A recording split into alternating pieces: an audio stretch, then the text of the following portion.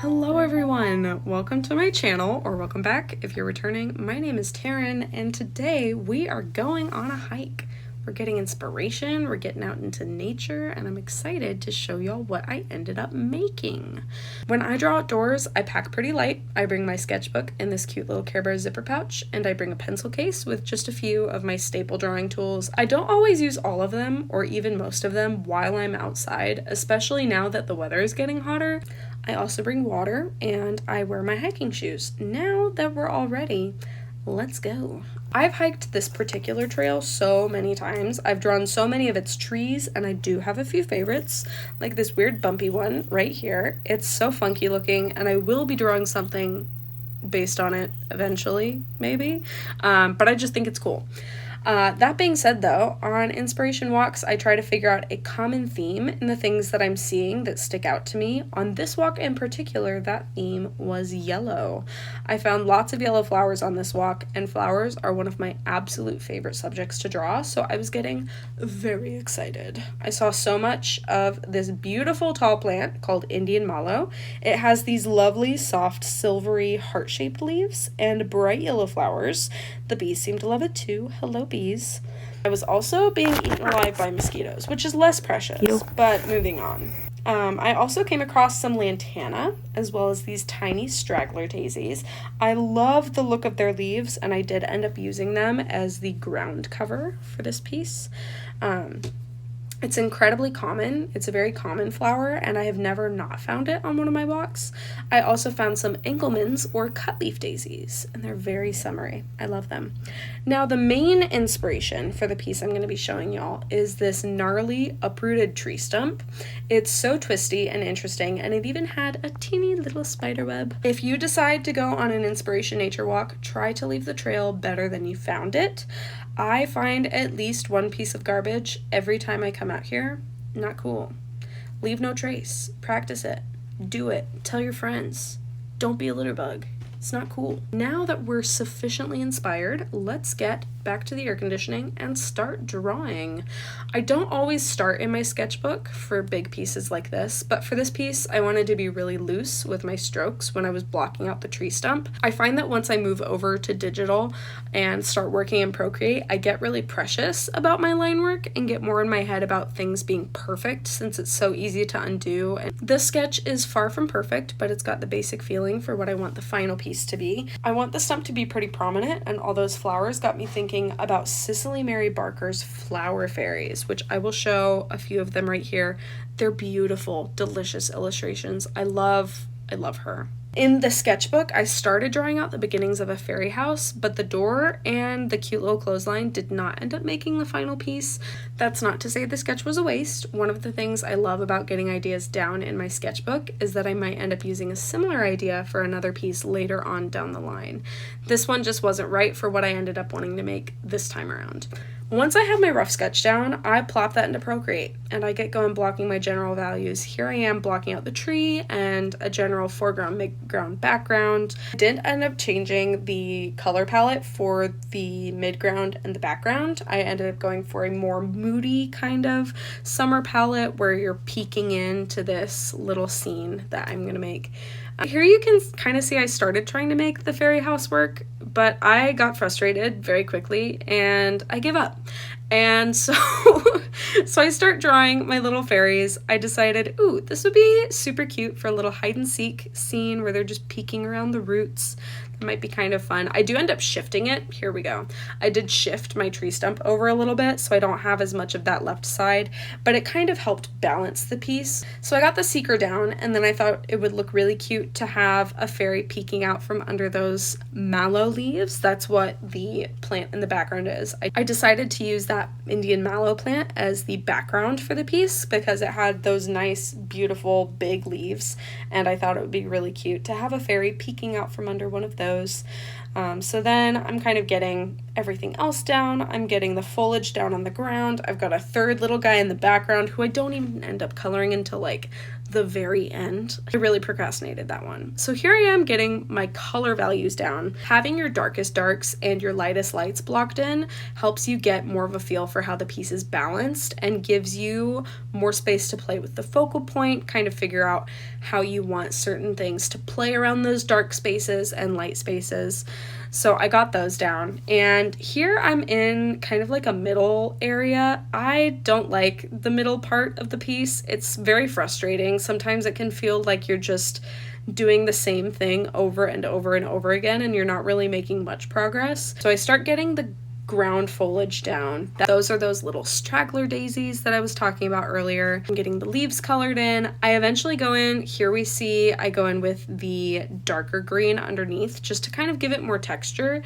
Having that bright green all the way under those leaves makes it really flat. And then I go in with little tiny grass. You can kind of see, I don't know how visible it will be in the video, but here I go in with the individual little grass sprigs. I like torturing myself by drawing every individual blade of grass, I guess. Where am I even drawing right now? I don't see. Oh, I'm shading. That's what I'm doing. Right now I'm shading the fairies. I kind of got the top fairy. Oh, all of the layers are flickering on and off. That was because I found a tiny little green dot on that left-hand rock there, and I couldn't find it, so I had to go through all my layers and erase it. And here I am. This is me procrastinating. I don't know if you see the many unrendered spots in this piece. High mushrooms, the area on the right hand, like, I do not need to be fully rendering these monarch butterfly wings right now, but I was, because I was bored with the rest of it, and I didn't want to think about it. So here I am also over-rendering these dragonfly wings, but it just was making me feel better about the piece, having something that was like really locked in. I still don't have clothes locked in. Here I start to try and, nope, I gave up. I gave up on clothing that little fairy up there. I was getting really frustrated with it, and so I just ignore it. That's what I do. I just ignore the parts of my piece that are bothering me until I can't anymore. And at this point it's Saturday, and I'm on the train ride up to my parents' house for that weekend. It was great. Had a great time. Happy Father's Day, Dad. This is coming up, I think this is coming out a week after that. But anyways, so I get my foreground. I really love a good dramatic frame kind of moment where I've got those dark rocks, and I made the clovers a lot darker too. Having a really dark frame around my pieces just kind of gives it more of like a peekaboo kind of feeling, where it feels like you're really looking into a scene rather than just like, this is the scene, it's flat in front of you. It gives it more depth. So that's what I did with that. And then I tried to give the snail a trail with a custom brush, but I was getting frustrated with it. And then I started drawing the clothes for this fairy. I just gave up. I was like, I tried doing a little flower skirt, and that wasn't working. And then I tried doing a flower dress, and that wasn't working with the pose. So I just gave her pants. That's what we're doing. And here I am doing the liner on that left fairy. It's really hard to see because it's so small. I get really bogged down with all the details. I zoom way in, and I start going too hard on like pixels. Like, I did not need to be doing as much as I was doing there. So here I am getting the glow down for the fairy wings. Again, procrastinating. Girl, there's grass that you need to render. There's clovers that you need to shade. You do not need to be doing lighting right now. And I liked adding the little rim light. It just, sparkles make everything better. And I was really not wanting to render those leaves yet. Here I am trying to add a little more texture to the tree. And then I go back in, finally, trying to get the grass down. There we go. Adding a little bit more dimension. It's still kind of flat, but it's fine. And then I decided to just put clovers on the right-hand side because they're cute and they take up space. And then, I drew that little spider web, and then I signed it. Even though I'm not done, I go back in and I add more textures, but we're basically done. That's basically the piece. But yeah, so here it is. I am super proud of it. I'm going to put some detail shots. I love the wings. I love this little spider web. The little ladybug was a very early procrastination render. I was just not wanting to do the rest of it, so I added a little ladybug, and then I added a little roly-poly, and I've got my little fairy down at the bottom. But yeah, so this is the piece. It's called Hide and Seek. Let's look at the statistics, canvas information. Okay, so I started making this on the 10th. It is now, as of recording, the 21st. It's been 11 days. Let's see, layers. I've got 59 layers. 14 of them are clipping layers. Color profile, video settings. Statistics. This took me 8,572 strokes. That track time is not right. It was 13 hours and 10 minutes. But I guess I've spent an hour just looking at it. So that's that. But it did take me 13 hours. Oh my gosh. It was way more than what I was initially thinking it would be.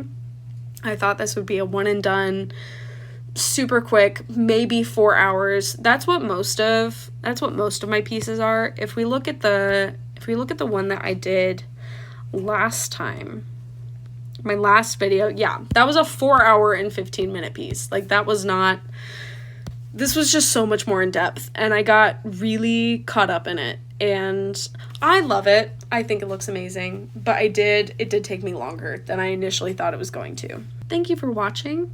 Thank you for coming along with this journey. Thank you for coming to my second video.